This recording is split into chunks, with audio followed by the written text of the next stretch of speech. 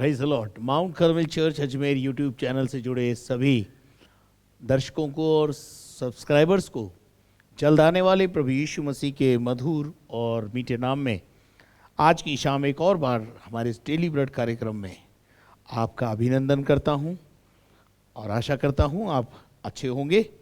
हमारे इस daily bread कार्यक्रम को आप सुन रहे हैं, उसके लिए प्रभु को धन्यवाद। आइए हम इस कार्यक्रम को आज आरंभ करें प्रार्थना के साथ।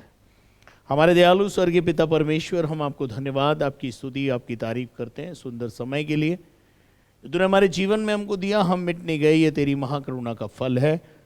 प्रतिभोर तेरी करुणा हमारे को नया बनाती है और आज सुबह से लेकर अब तक तूने हमें संभाला, जय के उत्सव में लेके चला। उन सब बातों के लिए हम तुझे धन्यवाद देते हैं।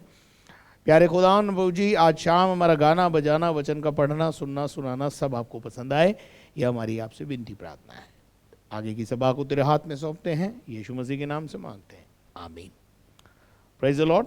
तो ये समय होगा, थोड़ी देर हम परमेश्वर की आराधना में जाएंगे और परमेश्वर की आराधना कराने के लिए हमारे साथ ब्रदर एनोश और उनकी टीम है, उनके साथ मिलकर हम प्रभु की आराधना करेंगे।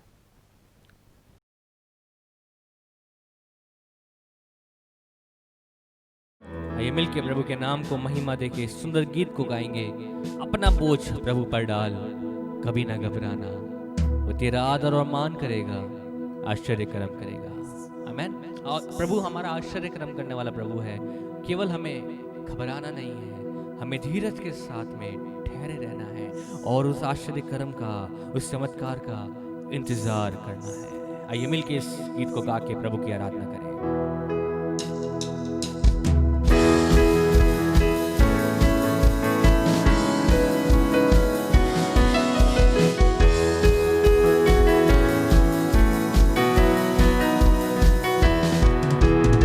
अपना बोझ प्रभु पर डाल, कभी न घबराना, तेरा आदर मान करेगा, आश्चर्य कर्म करेगा। मिलके गाएंगे। अपना बोझ प्रभु पर डाल, कभी न घबराना, हालेलुया, तेरा आदर मान करेगा, आश्चर्य कर्म करेगा। भक्तों को वो भूलेगा नहीं, हमेशा उनकी संभाल करेगा। भक्तों को वो भूलेगा नहीं, हमेशा उनकी संभाल करेगा। अपना बोझ प्रभु पर डाल, कभी न घबराना, तेरा आदर मान करेगा, आश्चर्य कर्म करेगा।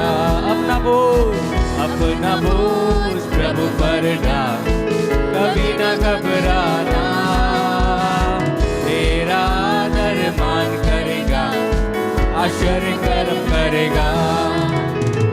माता पिता यदि छोड़ देवे, वो तो गले से लगाएगा। माता पिता यदि छोड़ देवे, वो तो गले से लगाएगा। अपना बोझ प्रभु पर डाल, कभी न घबराना, तेरा आदर मान करेगा, आश्चर्य कर्म करेगा।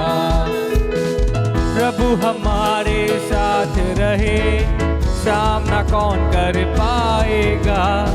प्रभु हमारे साथ रहे, सामना कौन कर पाएगा। अपना बोझ प्रभु पर डाल, कभी न घबराना, तेरा आदर मान करेगा, आश्चर्य कर्म करेगा। अपना बोझ प्रभु पर डाल, कभी न घबराना, हालेलुया, तेरा आदर मान करेगा, आश्चर्य कर्म करेगा। बोझ प्रभु पे डाल दिया है, बोझ प्रभु पर डाल दिया है, अब क्यों घबराना है। बोझ प्रभु पर डाल दिया है, अब क्यों घबराना है।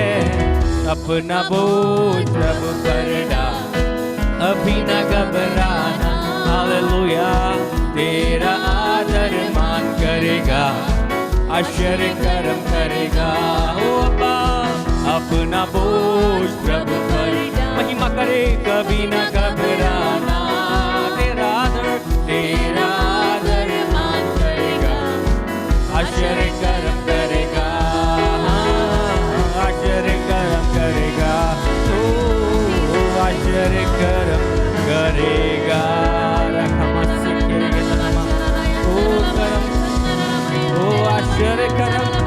करने वाले अब्बा आश्चर्य कर्म करेगा। तू कार्य कर, ओ आश्चर्य कर्म करेगा। तू कार्य कर पिता, तेरे चमत्कार के लिए प्रभु हम प्रतीक्षा में हैं। हम चाहते हैं तू आश्चर्य कर्म कर। इस महामारी में पिता परमेश्वर तेरी एक नजर, तेरी एक दया की नजर तू हम पे डाल दे पिता। ओ आश्चर्य कर्म करेगा। आइए प्रिय प्रभु के दास के द्वारा उसके जीवित कलाम को सुने। जब कलाम सुनते हैं, उसके वचन को जब हम सुनते हैं, पूरे ध्यान के साथ उसके वचन को सुने। कोई भी वचन मिस न होने पाए। पूरे ध्यान के साथ, एकाग्रचित्ता के साथ उस वचन को सुने और अपने जीवन में काम करने दें। आइए वचन को सुने।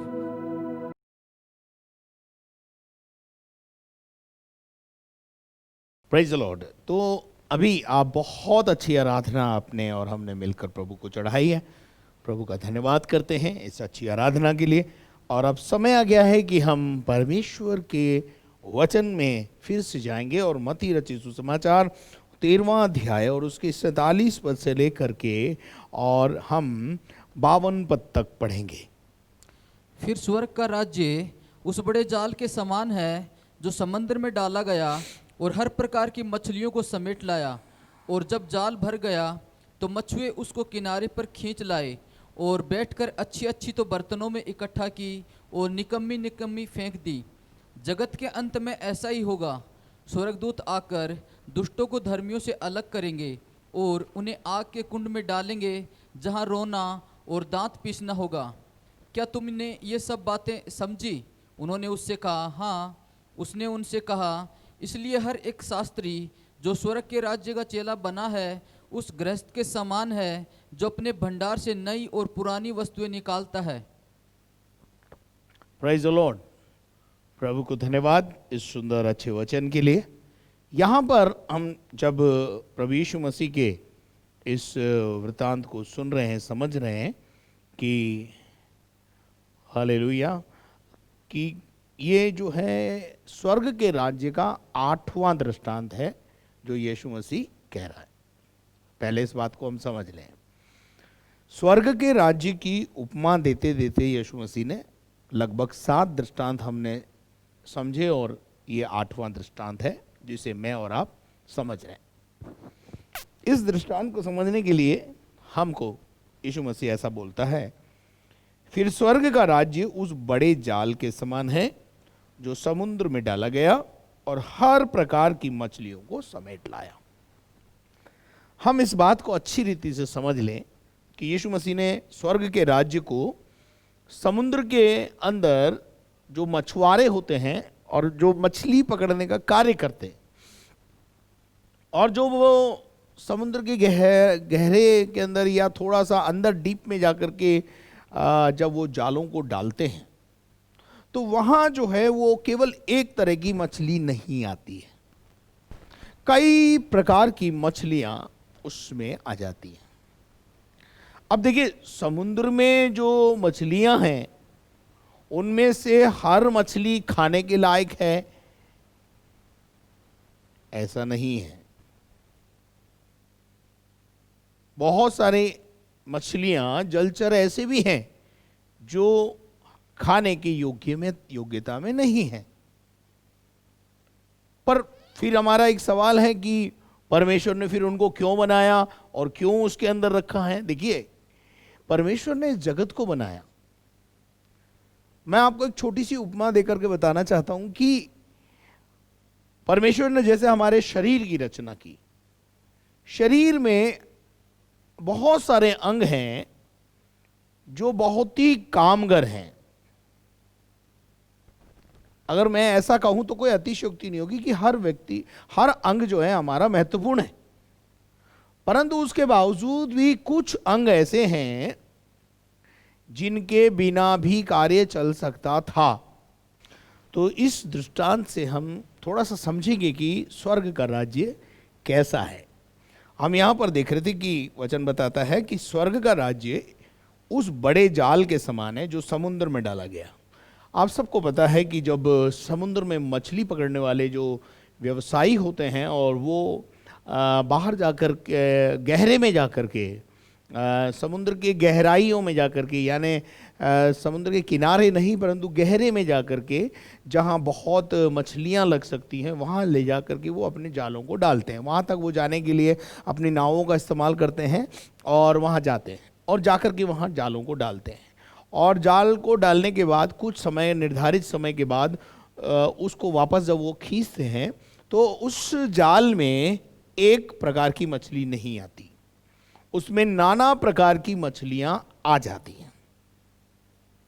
और जब वो नाना प्रकार की मछलियां आ जाती हैं तो समुद्र जो एक विशाल अपने आप में दायरा रखने वाला है, और उस विशाल दायरे में समुद्र में बहुत सारी ही मछलियां अच्छी होती हैं या खाने के योग्य होती हैं, ऐसा नहीं है। वहां पर भी कुछ मछलियां ऐसी हैं जिनका सेवन करने से आपको नुकसान हो सकता है। तो वो एक मनुष्य को उसकी पहचान करनी पड़ती है, और जो मछुआरे होते हैं वो इस चीज़ के अंदर बड़े माहिर होते हैं और वो उसको निकाल लेते हैं। और जब वो निकाल के समुद्र में से मछलियों के जाल को खींचकर बाहर लाते हैं, किनारे पे लाते हैं, यूँ समझ लीजिए। किनारे पे लाने के बाद उस सारी मछलियों को वो छटनी करते हैं, छांटते हैं। उसमें कई प्रकार की मछलियां होती हैं, उसमें बड़ी मछलियां भी होती हैं, छोटी मछलियां भी होती हैं। छोटी मछलियों का और बड़ी मछलियों का जो है अंतर होता है।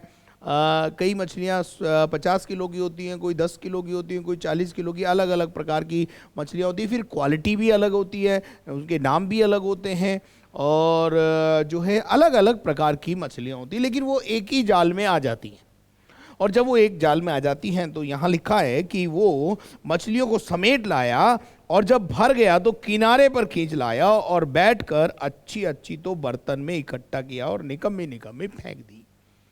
अब निकम्मी का मतलब जो है वो जो स्वीकार के लायक नहीं है, खाने के लायक नहीं है, ऐसी मछलियों को वो या तो वापस पानी में डाल देते हैं या उनको जो है अलग कर देते हैं, या उनका मतलब आप समझते हैं कि वो वहाँ से खींच के लाते हैं जब तक वो शायद मर जाती होंगी, और मरने के बाद उनको समुद्र में नहीं डाला जाता वापस। और बाइबल बताती है कि उनको जो है अलग कर लिया जाता है। अब यहाँ तो केवल ये मछलियों की बात है, लेकिन स्वर्ग का राज्य यीशु मसीह कह रहा है ऐसा एक राज्य है। अब यहाँ पर आपको जरा समझाना चाहता हूँ कि जैसे कलीसिया में एक ही समय में सैकड़ों प्रकार के लोग, हजारों प्रकार के लोग कलीसिया में आते हैं,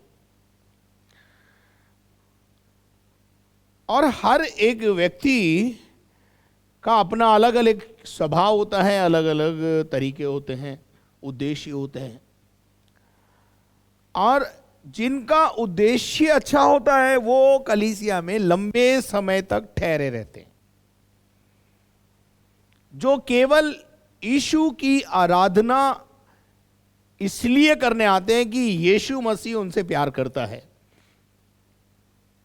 वो लंबे समय तक अपना समय बिताते हैं। या यूं समझ लीजिए वो अच्छी मछलियां हैं कि इनका उद्देश्य अच्छा है। बहुत सारे लोगों का कलीसिया में तो आए, जाल में तो आ गए, ठीक है, हमारी नेटवर्किंग में आ गए या नेट में आ गए या जाल में आ गए, कुछ भी समझ लीजिए, कलीसिया में आ गए। लेकिन कलीसिया में आने के बाद जब छटनी होना शुरू होती है, अब छटनी कैसे होती है और कौन करता है, जरा उसके लिए मैं एक आयत आपको याद आ रही है मुझे। आमोस नबी की किताब उसका 9वां अध्याय और उसके 9 पद को अगर अपन पढ़ेंगे तो वहां पर हम देख पाएंगे कि परमेश्वर का वचन क्या कह रहा। पढ़िए। मेरी आज्ञा से इज़राइल का घराना सब जातियों में, मेरी आज्ञा से यानी परमेश्वर की आज्ञा से इज़राइल का घराना यानी खुदावंद के लोग, खुदा के लोग जो कलीसिया में आते हैं, परमेश्वर के वो लोग जो कलीसिया में आते हैं, आराधनालय में आते हैं और सब जातियों में ऐसा चला जाएगा ऐसा चाला जाएगा जैसा अन्न चलनी में चला जाता जैसे है। एक महिला गेहूं को अपने बीनने या खाने के योग्य बनाने से पहले उसे जो है वो चलनी में चलाती है। परंतु उसका चलनी में चलाने का कारण क्या है? ठीक है, हम जो मारवाड़ी लोग हैं वो अच्छी रीति से इस बात को समझ पाते हैं। और राजस्थान के अंदर एक छाजला होता है, उससे भी जो है वो छटनी की जाती है, तो उसको चलाया जाता है, उस चलनी को चलाया जाता है। और जब वो चलनी को चलाते हैं ऐसे ऐसे ऐसे ऐसे करके महिलाएं चलाती हैं, तो उसमें क्या होता है कि बहुत सारा पतला दाना होता है, जिसको हम अपनी मारवाड़ी भाषा में अलिया बोलते हैं। यानी वो दाना जो ठीक रीति से पुष्ट नहीं बना या वो जो है वो दुबला पतला रह गया या उसकी ठीक रीति से ग्रोथ नहीं हुई, और ऐसी जिसकी ठीक रीति से ग्रोथ नहीं हुई है उसका गेहूं का उस गेहूं का सेवन करना वो सेवन के लायक नहीं है, या यूँ समझ लीजिए वो प्रोटीन या विटामिन्स जो एक मनुष्य को चाहिए वो उसमें से नहीं मिलेंगे। इसलिए वो जो गेहूं होता है, जो बारीक गेहूं होता है, जो पतला गेहूं होता है, जिसको हम अपनी भाषा में अलिया बोलते हैं, उसको वो बाहर नीचे गिर जाता है। और महिलाएं उस अलिये को, उस कचरे को, कचरा समझ लीजिए, फिर वो कचरा हो जाता है, उसको उठा करके बाहर फेंक देती हैं। वहाँ उसे वो जो है वो चिड़ियों का खाना बन जाता है या पैरों के तले रौंदा जाता है। ऐसी दशा में उसका चला जाता है। स्वर्ग का राज्य भी यीशु मसीह ने कहा ऐसा ही है। बहुत सारे लोग स्वर्ग के राज्य में जाना चाहते या उस जाल में आ भी जाते हैं, लेकिन जीवन की परिस्थितियां और कुछ ऐसी बातें उनको मसीहत में, मसीह जीवन में आगे बढ़ने नहीं देती, स्वर्ग के राज्य के लिए हष्टपुष्ट दाना बनने नहीं देती। वो मछलियां जो हष्टपुष्ट हैं उनको अलग किया जाता है, जो काम के योग्य हैं, अच्छी कीमत मिलेगी, उनको अलग करते हैं व्यापारी लोग, और जो काम की नहीं है, जो मानव जाति के खाने के काम में नहीं आती, उसको जो है वो अलग कर देते हैं। छटनी, इसका कुल मिला के बात अर्थ यह है कि यीशु मसीह कह रहा है कि स्वर्ग के राज्य में भले ही कोई भी आ जाए, लेकिन लास्ट में छटनी करूंगा मैं। और छटनी के दौरान जैसे एक समुद्र में जाल के अंदर बहुत सारी मछलियां आती हैं और वो किनारे ला करके उनको छांटता है और क्वालिटी वाइज उनको अलग अलग करता है, और जो बेकार मछलियां होती हैं, जो काम की नहीं होती हैं, उनको वो अलग करता है। तो अलगाव या छटनी या आखिरी छटनी इस बात को दर्शाती है कि स्वर्ग का राज्य ऐसे ही होगा। तो अब देखिए, समुद्र में बढ़ने का अधिकार सबको है। वो मछलियां भी बढ़ रही हैं जो किसी काम की नहीं है, जिनको मनुष्य अपने काम में नहीं ले सकता, वो किसी काम की नहीं है, परंतु हो सकता है कि वो समुद्र में सफाई के काम आ रही हूं। आप, मैं जो गहरी बात बोल रहा हूं उसको समझ जाइए। और यहां पर लिखा है, वापस 48 पद पढ़ें, जब भर गया, और जब जाल भर गया, हाँ, तो मछुए उसको किनारे पर खींच लाए, हाँ, और बैठकर अच्छी अच्छी तो बर्तनों में इकट्ठा की। अच्छी अच्छी तो बर्तनों में इकट्ठा किया, यानी किसी पात्र में उनको डाला गया, और निकम्मी निकम्मी फेंक दी। निकम्मी निकम्मी को निकाला और क्या करा उन्होंने, उसको फेंक दिया। अब छटनी यहां पर जो दिखाई दे रहा है वो है छाटना। मेरे अजीजों, उसके बाद लिखा है, जगत के अंत में ऐसा ही होगा। जगत के अंत में ऐसा ही होगा। जगत का जब अंत होगा, स्वर्गदूत आकर दुष्टों को धर्मियों से अलग करेंगे। स्वर्गदूत आएंगे और धर्मी और दुष्ट दोनों को अलग किया जाएगा। जैसे हमने पिछले एक दृष्टांत में देखा था स्वर्ग का राज्य उस मनुष्य के समान है जिसने अपने खेत में अच्छा बीज बोया, लेकिन बाद में जब वो सो रहे थे तो कड़वा बीज भी बो दिया। किसी ने आकर के कड़वा दाना लगा, और वो जो है दोनों जो है जब कड़वे दाने दिखाई देने लगे, कड़वे पेड़ बीज का दाना दिखाई देने लगा, तो जाकर मालिक से बोला कि कहो तो निकाल दें। तो प्रभु जो मालिक था उसने कहा नहीं, इन दोनों को साथ साथ बढ़ने दो, जब फाइनल कटनी का समय आएगा तो उनको अलग कर दिया जाएगा। और हम देखते हैं कि मैंने बहुत अच्छी रीति से आपको पिछले उदाहरणों में समझाया है, जगत के अंत में ऐसा ही होगा। स्वर्गदूत आकर अपने दुष्टों को धर्मियों से और उन्हें अलग करेंगे और उन्हें आग के कुंड में डालेंगे। किनको? दुष्टों को। जो बर्तन में डाली गई वो अच्छी मछलियां हैं, जो स्वर्ग के राज्य में गई वो कौन है? अच्छी मछलियां हैं। मत्ती का 25वां अध्याय अगर आप पढ़ेंगे तो वहां पर लास्ट एंड फाइनल जजमेंट के लिए लिखा हुआ है कि जब यीशु मसीह अपनी महिमा में आएगा, सारे लोग जो है, मतलब सब जो है, भेड़ और बकरियां दोनों जो है वो उनके सामने लाई जाएंगी, और प्रभु भेड़ों को बकरियों से अलग करेगा और फिर भेड़ों को कहेगा आओ मेरे पिता के धन्य लोगों, उस स्वर्ग के राज्य के अधिकारी हो जाओ जो मेरे पिता ने तुम्हारे लिए तैयार किया है। और उसके बाद वो बाईं ओर वालों से, अर्थात बकरियों के स्वभाव रखने वाले मनुष्यों से कहेगा चलो जाओ, स्वर्ग के राज्य तुम्हारे नसीब में नहीं है, तुम लोगों के लिए वो दुष्ट का जो नरक है, नरक कुंड में तुम चले जाओ। तो फाइनल डेस्टिनेशन जो है वो स्वर्ग और नरक है। और यहां पर जो अच्छी मछलियां हैं वो स्वर्ग जाएंगी, यानी अच्छे काम करने वाले, अच्छे जो उद्धार पाए हुए लोग हैं, अच्छे अपने जीवन को व्यतीत करने वाले, अच्छा एटीट्यूड रखने वाले, जो परमेश्वर को पसंद आएंगे, वो तो स्वर्ग के राज्य के अधिकारी होंगे। स्वर्गदूत जब है छटनी करेगा तो दुष्टों को धर्मियों से अलग करेगा। भले ही अभी इस समय दुष्ट और धर्मी दोनों साथ बढ़ रहे हैं, और एक सवाल उठ जाता है हमारे जीवन में कि दुष्ट क्यों फल रहा है, क्यों फैल रहा है, क्यों फूल रहा है। हम तो धर्मी हैं और उसके बावजूद जो है हम तो तकलीफ में हैं और परेशानियों में हैं, और ये दुष्ट है, इसके पास ये दुष्टता करता है, ये गलत काम करता है, उसके बाद भी इसके पास वो सब कुछ है जो हमारे पास नहीं है। इसके कई जवाब हैं मेरे प्रियो। इसके जवाब जानने के लिए डेली ब्रेड कार्यक्रम को देखते रहिए। हो सकता है कभी ना कभी इसका जवाब डेली ब्रेड कार्यक्रम में आपको मिलेगा। लगातार वॉच करते रहिए। तो यहां पर हम देख रहे हैं कि कहां डाला उनको, वहां रोना और दांतों का क्या है, पीसना है। अगर आप एक उदाहरण छोटा सा देखेंगे कि उस उदाहरण के अंदर मैं आपको बताना चाहता हूं, निकालेंगे हम मत्ती रचित सुसमाचार और उसका 7वां अध्याय, और मत्ती का 7वां अध्याय और उसके 21 पद को पढ़ें। जो मुझे हे प्रभु कहता है, हाँ, उनमें से हर एक स्वर्ग के राज्य में प्रवेश न करेगा। हाँ, जो कलीसिया में आके हालेलुया प्रेज द लॉर्ड कर रहे हैं सब स्वर्ग जाएंगे, ऐसा नहीं है भैया। हाँ?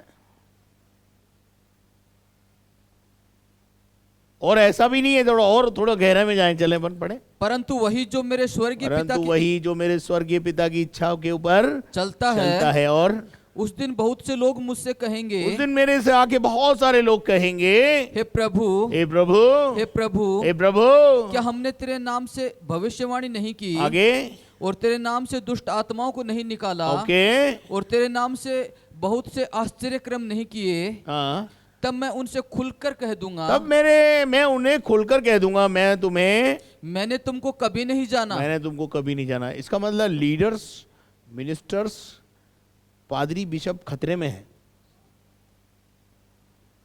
पादरी और बिशप भी खतरे में हैं, जो दुष्टात्माएं निकाल रहे हैं, जो विश्वासी जिनकी प्रार्थनाओं से लोग चंगे हो रहे हैं, वो भी थोड़ा सावधान हो जाएं। आज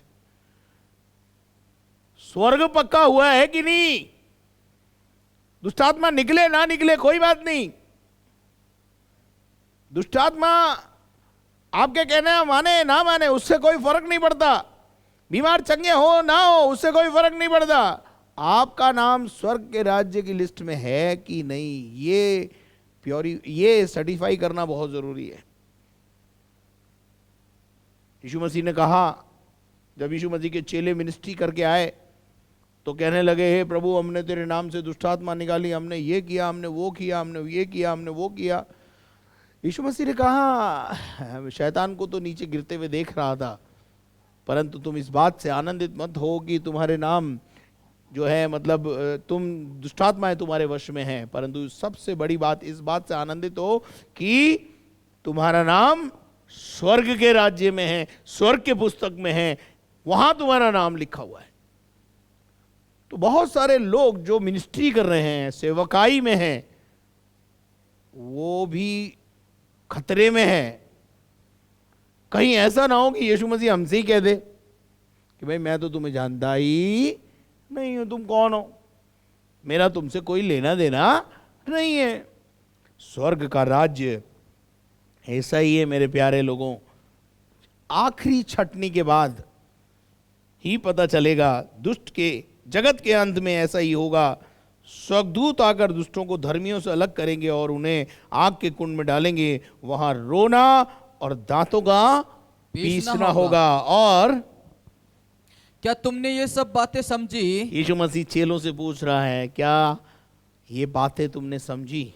अभी भी तुमको समझ में आया कि नहीं आया? और उन्होंने उससे कहा, हाँ। हाँ। उसने उनसे कहा, हाँ। इसलिए हर एक शास्त्री जो स्वर्ग के राज्य का चेला बना है, जो स्वर्ग के राज्य का अधिकारी बना हुआ बैठा है, चेला बना हुआ है, यीशु मसीह का चेला है, उस गृहस्थ के समान है, उस गृहस्थ के समान है, जो अपने भंडार से नई और पुरानी वस्तुएं निकालता है। जो अपने भंडार से क्या निकालता है? नई और पुरानी वस्तुएं निकालता है। मेरे अजीजों, एक शास्त्री या एक लीडर जो होता है, उसके अंदर इस बात की समझ होनी चाहिए कि उसके अंदर क्या है। यीशु मसीह ने लूका 6:45 में कहा, पढ़ दीजिए जरा लूका 6:45। भला मनुष्य अपने मन के भले भंडार से भली बातें निकालता है, और बुरा मनुष्य अपने मन के बुरे भंडार से बुरी बातें निकालता है। बुद्धिमान व्यक्ति जो होता है, क्योंकि जो मन में भरा है, बुद्धिमान व्यक्ति वो होता है, मेरी बात सुनिए, मेरा बुद्धिमान व्यक्ति वो होता है जो भले और बुरे को समझता है।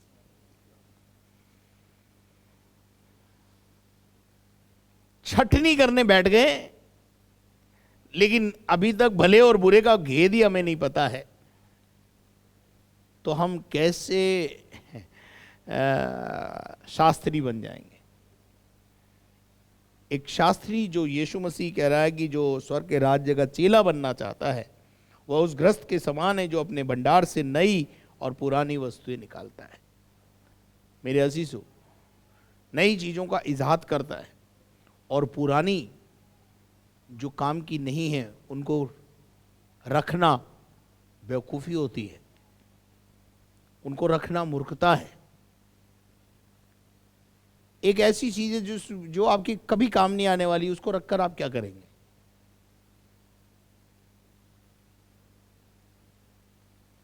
बुरे और भले का भेद समझना, बुरे और भले में अंतर समझना, ये बहुत जरूरी है। और एक ज्ञानी को, एक बुद्धिमान व्यक्ति को, एक शास्त्री को ये सब ज्ञान होना बहुत जरूरी है। तो आज शाम परमेश्वर के वचन से हमने देखा कि जो दुष्ट है वो मछलियां जो काम की नहीं है वो बर्तन में नहीं आती, परंतु उनको आग में झोंक दिया जाता है। दुष्ट का अंत आग है, दुष्ट का अंत दांतों का पीसना है, दुष्ट का अंत रोना है। ये उसकी लास्ट एंड फाइनल डेस्टिनेशन है, फायर, और एक ऐसी आग जो ना बुझने वाली। स्वर्ग के राज्य में आने के बाद भी बहुत सारे लोग, उस जाल में आने के बाद भी, आप ये समझिए कि जब जाल डाला गया तो अच्छी मछलियां तो उसमें घुसी या फंस गई या जो कुछ भी हुआ वो तो अच्छी बात है, लेकिन जब बुरी भी है उसमें फंस गई और जब उसको खींचा जा रहा होगा तो आपस में मछलियां बात कर रही होंगी। अब हम बाजार में जाएंगे, किसी के शोकेस में, शोरूम में जाएंगे, अब हमारी वैल्यू होगी, यहाँ समुद्र में पड़े पड़े हम बहुत सड़ गए थे। ये एक इमेजिनेशन है मछली का, शायद ऐसा सोच रही होगी वो मछली, ठीक है। लेकिन जब छटनी हुई तो कुछ मछलियों को अलग कर दिया गया, तब तक भी वो बड़ी खुश हो रही होंगी, देखा हमें अलग कर दिया है इनसे, हमारी वैल्यू अलग है। लेकिन उन्हें यह पता नहीं है कि थोड़े ही समय के बाद तुम्हें तुम्हारे खराब होने का या तुम्हारे गलत कामों का या तुम्हारी दुष्टता का परिणाम मिलने वाला है। अच्छे व्यक्ति को अच्छा परिणाम मिलेगा और बुरे व्यक्ति को बुरा परिणाम मिलेगा।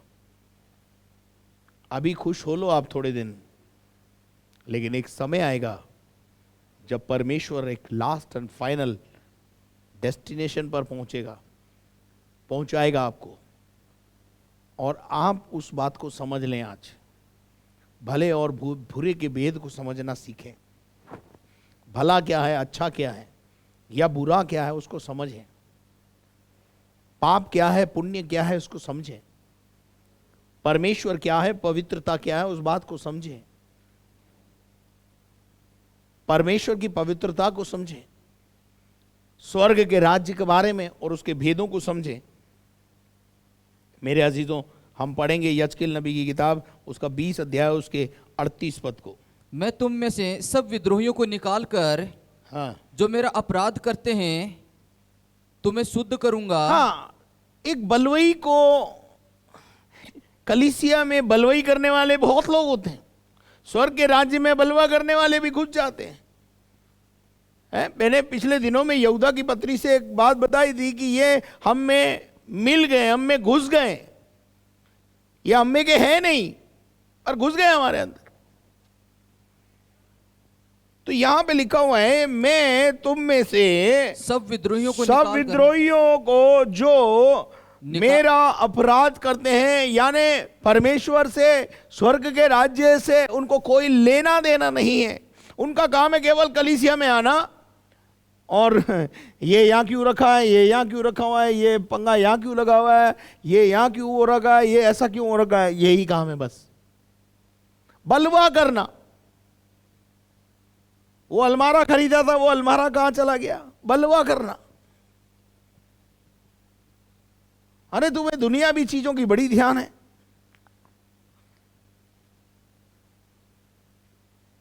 बलवा करने वालों को परमेश्वर कह रहा है, मैं क्या करूंगा, तुम्हें शुद्ध करूंगा। तुम्हें क्या करूंगा, मैं तुम्हें शुद्ध करूंगा। हमें वो क्या करेगा, शुद्ध करूंगा। शुद्ध करेगा। और जिस देश में वे टिकते हैं, हाँ, उसमें से मैं उन्हें निकाल दूंगा। उसमें से मैं उन्हें क्या कर दूंगा, निकाल दूंगा। और परंतु जो शुद्ध नहीं हुए उनको निकाल दूंगा, और परंतु इजराइल के देश में घुसने न दूंगा। इजराइल देश में तुम्हें घुसने नहीं दूंगा। और तब तुम जान लोगे कि मैं परमेश्वर यहोवा हूं। अब इसको अगर आप और थोड़ा ऊपर नीचे से पढ़ेंगे तो आपको समझ में आएगा कि परमेश्वर उन लोगों से कह रहा है जो अकारण कलीसिया में घुस गए, जिनको परमेश्वर से, ना परमेश्वर के राज्य से, ना उसकी आराधना से कोई लेना है ना कोई देना है, बस आना है और पंगा करना है, बुराई करना है, निंदा करना है,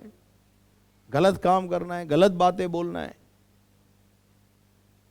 ऐसा व्यक्ति, परमेश्वर कह रहा है कि इजराइल के घराने को मैं ऐसा नहीं होने दूंगा।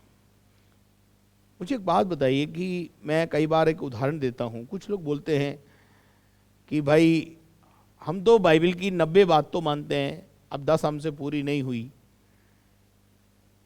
हमने तो सारे पाप छोड़ दिए, भाई एक पाप नहीं छूट रहा है। जब हमारा एक पाप हमसे नहीं छूट रहा है तो क्या प्रभु उस पाप की वजह से अपने स्वर्ग के राज्य को खराब करेगा? या आप एक पाप लेकर स्वर्ग जा सकते हैं? नहीं, आपको सभी पाप से इसी धरती पर आजाद होना पड़ेगा। परमेश्वर आपको इन सब बातों से आजाद करेगा। तो परमेश्वर ऐसा करने के लिए आपको बल, शक्ति और सामर्थ्य दे, बुद्धि और ज्ञान से परिपूर्ण करे, समझ दे कि आप इन भेद को समझ सकें कि परमेश्वर जो है वो दुष्टों को, पवित्र लोगों को अलग अलग करेगा। लास्ट एंड फाइनल डेस्टिनेशन स्वर्ग और नरक वो उसी के हाथ में है। ऐसा एक गीत भी है, खुल जाएंगी किताबें जब भी हिसाब होगा, और इंसाफ का तराजू यीशु मसीह के हाथ में होगा, और जो कुछ तू कर रहा है मानव उसका तुझे देना हिसाब होगा। मेरे अजीजों, स्वर्ग का राज्य उस बड़े जाल के समान है जो समुद्र में डाला गया और बहुत सारी मछलियों को वो समेट लाया और किनारे पे बैठकर उनको अलग अलग किया गया। मेरे अजीजों, एक समय ऐसा आएगा जब मेरी और आपकी भी छटनी का समय होगा। परमेश्वर दूध का दूध और पानी का पानी करेगा। आडंबर करने वाले नेताओं को, आडंबर करने वाले लीडर्स को अलग करेगा, और जो सचमुच में प्रभु की सेवा कर रहे थे उनको अलग करेगा। भेड़ों को बकरियों से और बकरियों को भेड़ों से अलग करेगा। और ये अलगाव के बाद ही कौन स्वर्ग जाएगा और कौन नरक, जिसकी डेस्टिनेशन होगी, ये परमेश्वर डिसाइड करेगा। तो आइए आज शाम के समय में स्वर्ग जाने के लिए अच्छा मनुष्य बनना, अच्छा स्वभाव रखना, अच्छी बातें मुंह से निकालना, अच्छा बनना, अच्छा बनने का नाटक नहीं करना है। बहुत से लोग आडंबर बहुत अच्छा करते हैं, है ना, लेकिन नाटक करने के लिए प्रभु आपको नहीं बुला रहा है। आपको सचमुच में बदलना है, और आपको सचमुच में अंदर से बदलना है। एक गीत लिखा लेखक ने, भेष बदला क्या हुआ दिल का बदलना चाहिए। भेष बदला क्या हुआ दिल को बदलना चाहिए, और एक दो बातें नहीं सब कुछ बदलना चाहिए, और सब कुछ बदलने के लिए यीशु से मिलना चाहिए। मेरे अजीजों, एक दो बातें बदलने से आपको स्वर्ग मिल जाएगा ऐसा नहीं है। आपको अपने आप को पूरा बदलना होगा, और पूरा अगर आप अपने आप से नहीं बदल पा रहे हैं तो इस धरती पर एक सहायक है मेरे और आपके लिए, उसका नाम है पवित्र आत्मा। आप उसका सहयोग मांगें, पवित्र आत्मा आपको जरूर अच्छा बनने में मदद करेगा। दुनिया में कोई आपकी मदद नहीं कर सकता अच्छा बनने के लिए, लेकिन धरती के ऊपर एक परमेश्वर का आत्मा है, पवित्र आत्मा जिसको बोलते हैं, वो आपको और धरती पर रहने वाले मनुष्यों को अच्छा बनाने के लिए ही धरती पर भेजा गया है। आपको उसकी बात सुननी है, आपको उसकी बात समझनी है। आइए स्वर्ग के राज्य का भेद जो आपने समझा है, आप उस मछली के समान बने जो बर्तन में डाली गई, जो स्वर्ग आपकी डेस्टिनेशन हो। परमेश्वर ऐसा करने के लिए आपको बल दे। आइए अपनी आंखों को बंद करें और हम प्रार्थना करें। धन्यवाद करते हैं पिता परमेश्वर इस सुंदर समय के लिए, प्रभु जी इस सुंदर वचन के लिए। प्यारे खुदावन परमेश्वर, हम भले भंडारी बने, भले भंडार से भली बातों को निकालें, पुरानी बातों को अपने जीवन से हटा दें परमेश्वर। जो हमारे जीवन में अकारत पड़ी है उन बातों को अपने जीवन से हटाने की शक्ति और सामर्थ्य हमको दे, हमको अच्छा बनने की सामर्थ्य दे परमेश्वर। प्यारे खुदावन प्रभु जी, ताकि हम उस बर्तन में डाले जाएं जो मछलियां काम के लिए अलग की गई हैं। खुदा, तो हमें अपने जलाल, अपनी महिमा के लिए, अपने राज्य के विस्तार के लिए इस्तेमाल कर। धन्यवाद करते तूने हमारी प्रार्थना को सुना है। सब महिमा तुझे देते हैं प्रभु जी। और प्यारे खुदावन, इस समय हम प्रार्थना करते हैं कोविड-19 के बीमार और कोविड-19 से प्रभु जल्द से जल्द हमारे विश्व को आज़ाद कर प्रभु जी। और आज जिनके जन्मदिन हैं और जिनके मैरिज एनिवर्सरी हैं, सभी को यीशु मसीह की आशीष कहता हूँ खुदा। और हम सबके साथ तो सहायता कर। सारा आदर, मान, सम्मान, गौरव तुझे देते हुए प्रार्थना को यीशु मसीह के नाम से मांगते हैं, आमीन। और अब हमारे खुदावंद यीशु मसीह का फजल, खुदा बाप की मोहब्बत, पाक रूह की रिफाकत और शराकत अब से लेकर हमेशा तक हम सबों के साथ हमेशा तक होती रहे। और हम सब बोलें आमीन। Thank you very much and may God bless you. परमेश्वर आप सबको आशीष दे। सुने हुए वचन के द्वारा आपने आशीष पाई होगी। अगर आशीष पाई है तो ज़रूर आप इसको शेयर करें, लाइक करें, सब्सक्राइब करें और बेल आइकन को दबाना ना भूलें। और साथ में अगर आप प्रार्थना के निवेदन देना चाहते हैं, प्रार्थना टावर के नंबर्स आपके स्क्रीन के ऊपर हैं। और यदि आप हमारे साथ सेवकाई में योगदान देना चाहते हैं, नित्य अपनी प्रार्थनाओं में हमें उठाए रखें। और आर्थिक सहयोग देने के लिए बैंक अकाउंट की डिटेल्स स्क्रीन के ऊपर है। Thank you very much. और कल शाम को फिर आपसे आप डेली ब्रेड कार्यक्रम में मुलाकात करेंगे। तब तक घर में रहें, सुरक्षित रहें। Thank you, God bless you.